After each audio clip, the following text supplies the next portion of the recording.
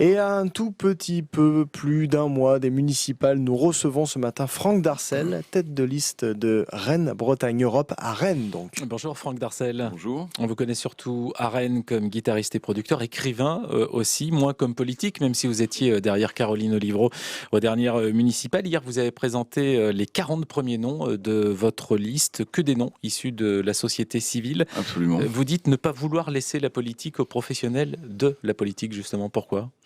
Parce que la vie politique imprime quand même beaucoup de choses qui concernent notre vie de tous les jours.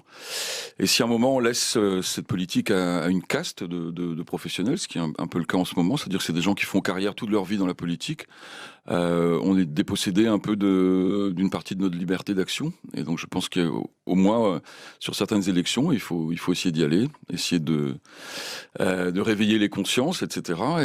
Et surtout de proposer des choses nouvelles. Alors, il y a plusieurs grands thèmes qui ressortent de cette campagne. Il y a l'écologie, les transports, la sécurité. On va commencer par la sécurité. En matière de sécurité, est-ce que vous estimez, vous aussi, comme d'autres candidats, qu'il y a des problèmes en la matière à Rennes ? Et qu'est-ce que vous proposez ? Si on regarde les chiffres, c'est assez hallucinant puisqu'il y a eu 198% d'augmentation en 20 ans des coûts aux blessures dans Rennes et sa périphérie.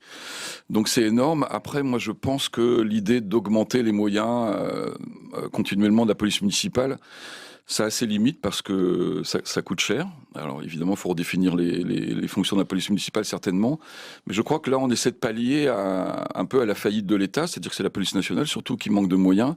On peut pas y faire grand-chose, c'est pour ça que nous, globalement, on demande à redéfinir la répartition des impôts entre la région et Paris, parce qu'en faisant tout un tas de calculs, on se rend compte que l'Île-de-France récupère tous les impôts, la majeure partie des impôts, et redistribue très mal. C'est-à-dire l'Île-de-France, région la plus riche de France et la plus riche d'Europe, garde une grande partie des impôts pour elle et nous renvoie un peu les miettes. Mais de Rennes, vous ne pourrez pas faire grand-chose en matière de fiscalité. Écoutez, il y a l'article 72 de la Constitution française de 2003 qui introduit la subsidiarité et qui fait que toute collectivité locale qui se sent compétente dans un domaine peut s'en saisir pour court-circuiter l'autorité supérieure. C'est la définition de la subsidiarité. Il suffit de s'en saisir. Article 72 de la Constitution. Alors, autre gros sujet à Rennes, Franck Darcel, les transports, avec chacun qui va là aussi de sa proposition, du prolongement de la ligne de métro au trambus, en passant par un bus à 360 degrés autour de la rocade. Et vous, qu'est-ce que vous proposez pour améliorer le trafic à Rennes ? D'abord, nous, le constat que ce schéma de métro qui sort pas de la rocade était complètement stupide. On le voit avec le trafic tous les matins. On l'a déjà fait en 2008, on l'a refait en 2014. Donc on était à la pointe pour dénoncer cette idée de lier un transport en commun en site propre, le métro, avec des grands parkings. À partir du moment où on lie un transport en commun en site propre avec l'existence de grands parkings, on sait qu'on va continuer à faire rouler les voitures. Donc c'était pas bon.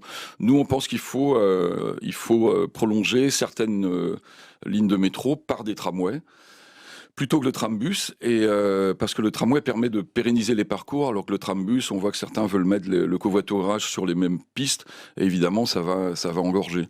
Et le tramway, au kilomètre linéaire, coûte 4 fois moins cher que le métro, et donc, de toute façon, moi, j'étais pour la position d'Yves Cochet dans les années 90, c'est-à-dire j'aurais fait que du tramway. Donc, bien avant le lancement de la ligne A du métro. De toute façon, ce plan de métro, là, tel qu'il est actuellement, c'est quasiment un plan d'avant le premier choc pétrolier, ça n'a aucun sens, en fait. Alors l'écologie, justement, ça va de pair. Vous voulez végétaliser la ville ? Je pense que c'est très important. Vous la trouvez trop minérale, cette ville ? Oui, elle l'est. Alors il y a une geste architecturale, on aime ou on n'aime pas, mais je pense que vous êtes bien placé pour le savoir, mais s'attaquer aux arbres, là, comme dans votre avenue, c'est ridicule. On a besoin de plus d'arbres en ville, donc vaut mieux essayer d'éviter de les couper, évidemment.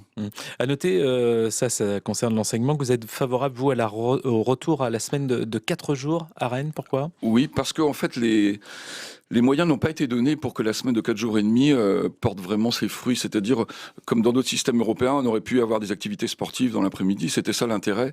Mais il y a pas eu, ça n'a pas été accompagné. Il n'y a pas suffisamment de structure, d'encadrement. Et du coup, la semaine de 4 jours et demi à Rennes, c'est juste un décalage des horaires au sein de la journée. Et pour les gamins, ça change pas grand-chose. Et moi, je pense que cette coupure, on a discuté avec beaucoup d'instituteurs avant de prendre notre décision et aussi de parents d'élèves. Cette coupure du mercredi matin, elle est importante. Oui, ce n'est pas le principe principe qui vous gêne, c'est plus ce qu'on en a fait par la suite ou ce qu'on n'en a pas fait. Bien sûr, la semaine de 4 jours et demi avec des moyens pour le sport, pour les enfants l'après-midi, oui, ça aurait pu être une bonne mesure, mais là, tel que c'est là, ça n'a pas vraiment d'intérêt. Non. Alors un mot de culture quand même, parce que vous en êtes issu, Franck Darcel. Comment se porte la culture à Rennes selon vous et qu'est-ce qu'il faut changer, mettre en place ? La culture à Rennes se porte plutôt bien et il y a des tas d'initiatives artistiques qu'il faut saluer, des festivals, des manifestations.